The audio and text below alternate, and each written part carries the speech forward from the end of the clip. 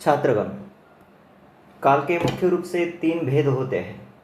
एक वर्तमान काल, दो भूतकाल, तीन भविष्यकाल।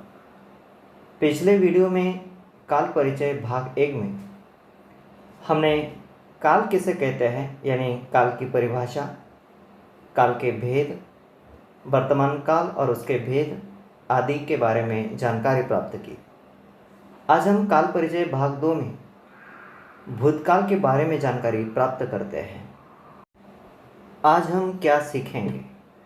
एक, काल का महत्व, दो, काल की परिभाषा, तीन, भूतकाल, चार, भूतकाल के भेद, पाँच, स्वाध्याय। काल का महत्व। सभी भाषाओं के व्याकरण में काल सबसे अधिक महत्वपूर्ण घटक माना जाता है। काल समय के साथ क्रिया पर पूरी तरह से निर्भर होता है। कार्य की सही जानकारी देने या प्राप्त करने में काल का अत्यधिक महत्व है। इसके बाद काल की परिभाषा देखते हैं। क्रिया के जिस रूप से कार्य होने या करने के समय का बोध होता है उसे काल कहते हैं। छात्रगण, काल परिचय भाग 1 में हमने इस पर उदाहरण के साथ यानी विस्तार से जानकारी प्राप्त की है। काल का मुख्य रूप से दूसरा भेद भूतकाल। छात्रगण, भूतकाल यानी बीता हुआ समय। भूतकाल यानी जो समय गुजर चुका है। आसान भाषा में कहा जाए तो आज यानी वर्तमान काल है।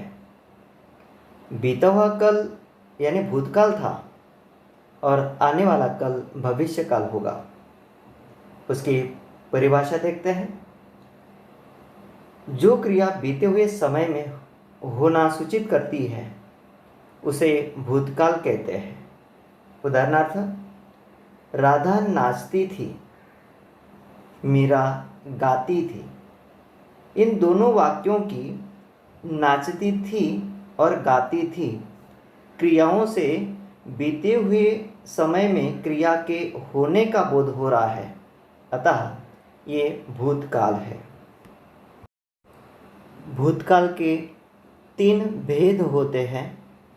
एक, सामान्य भूतकाल, दो, अपूर्ण भूतकाल, तीन, पूर्ण भूतकाल। पहले हम सामान्य भूतकाल पर चर्चा करते हैं। सामान्य भूतकाल की परिभाषा देखिए। जिस वाक्य द्वारा क्रिया बोलने से पहले ही हो जाने का बोध होता है उसे सामान्य भूतकाल कहते हैं। यानी यह क्रिया बोलने या लिखने से पहले ही अभी हुई है, ना कि ज़्यादा समय बीत चुका है। उदाहरण देखते हैं। मंजली भाभी का मुंह लटक गया। दो, लक्ष्मी के शरीर में एक सिरन सी दौड़ गई। तीन, बच्चे रेत का घर बनाने में जुट गए। उपर्युक्त वाक्यों में रेखांकित क्रियाएं सामान्य रूप से बीते समय में हुई है, यानी कुछ समय पहले ही होने का संकेत मिल रहा है, अतः ये सामान्य भूतकाल है।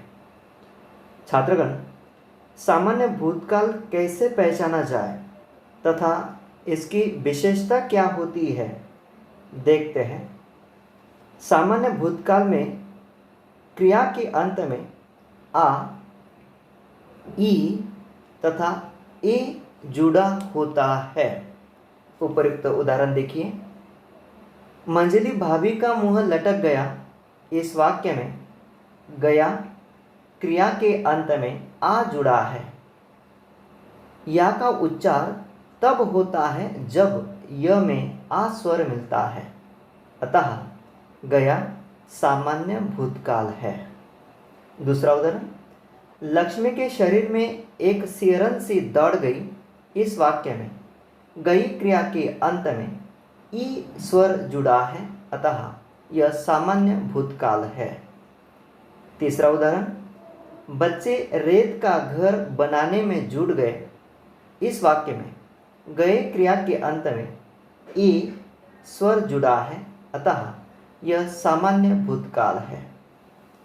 छात्रगण ध्यान में रखिए, सामान्य भूतकाल में वाक्य के अंत में था, थी तथा थे इन क्रियाओं का प्रयोग नहीं होता है, क्योंकि यह क्रिया भूतकाल की सामान्य अवस्था का बोध कराती है। 2. अपूर्ण भूतकाल। परिभाषा देखते हैं। क्रिया के जिस रूप से यह सूचित होता है कि क्रिया बीते हुए समय में पूरी नहीं हुई अपितु जारी रही, उसे अपूर्ण भूतकाल कहते हैं। उदाहरण देखते हैं। एक, झरना मंद गति से बह रहा था। 2, सामने से एक कार आ रही थी। 3, कविता सुनाकर वे मुझे देख रहे थे। उपर्युक्त वाक्यों में रेखांकित क्रियाएं भूतकाल में जारी रहने का बोध कराती है तथा कर्ता को ने विभक्ति नहीं लगती है। इन वाक्यों का कार्य अतीत में शुरू होकर अभी भी पूर्ण न होने का बोध हो रहा है, अतः यह अपूर्ण भूतकाल है। अपूर्ण भूतकाल की विशेषता क्या है, यह हम देखते हैं। अपूर्ण भूतकाल में क्रिया के साथ रहा था, रही थी तथा रहे थे का प्रयोग होता है। उदाहरण देखिए। पहला उदाहरण, झरना मंद गति से बह रहा था।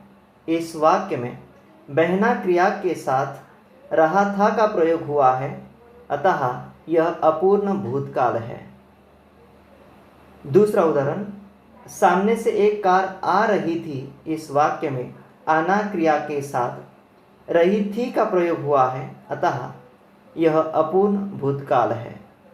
तीसरा उदाहरण, कविता सुनाकर वे मुझे देख रहे थे। इस वाक्य में देखना क्रिया के साथ रहे थे का प्रयोग हुआ है, अतः यह अपूर्ण भूतकाल है। छात्रों ध्यान में रखें कि वाक्य की क्रिया के साथ रहा था, रही थी, रहे थे में से उचित क्रिया लगाने से अपूर्ण भूतकाल में वाक्य परिवर्तित कर सकते हैं। तीसरा भेद, पूर्ण भूतकाल। परिभाषा देखते हैं। क्रिया के जिस रूप से यह सूचित होता है कि भूतकाल की क्रिया को समाप्त हुए बहुत समय बीत चुका है, अतः उन्हें पूर्ण भूतकाल कहते हैं। उदाहरण देखते हैं। सिरचंद ने मुस्कुराकर जवाब दिया था। 2, रात काफ़ी निकल चुकी थी। 3, हम एक जगह खाने पर चले गए थे। उपर्युक्त वाक्यों में रेखांकित क्रियाओं को समाप्त हुए काफ़ी समय बीत चुका है।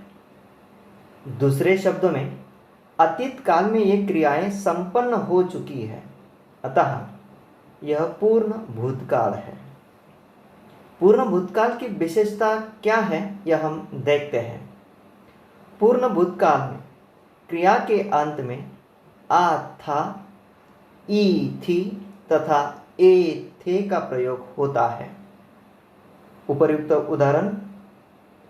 पहला उदाहरण, सिरचंद ने मुस्कुराकर जवाब दिया था। इस वाक्य में दिया यानी देना क्रिया के अंत में आ था का प्रयोग हुआ है, अतः दिया था पूर्ण भूतकाल है। दूसरा उदाहरण, रात काफ़ी निकल चुकी थी। इस वाक्य में चुकना क्रिया के अंत में ई थी का प्रयोग हुआ है, अतः यह पूर्ण भूतकाल है। तीसरा उदाहरण, हम एक जगह खाने पर चले गए थे। इस वाक्य में गए यानी जाना क्रिया के अंत में ए थे का प्रयोग हुआ है, अतः यह पूर्ण भूतकाल है। छात्रगण ख्याल में रखें कि वाक्य की क्रिया के अंत में आ था, ई थी तथा ए थे में से लिंग और वचन के अनुसार उचित प्रत्यय लगाने से वाक्य पूर्ण भूतकाल में परिवर्तित हो जाता है। शुक्रिया।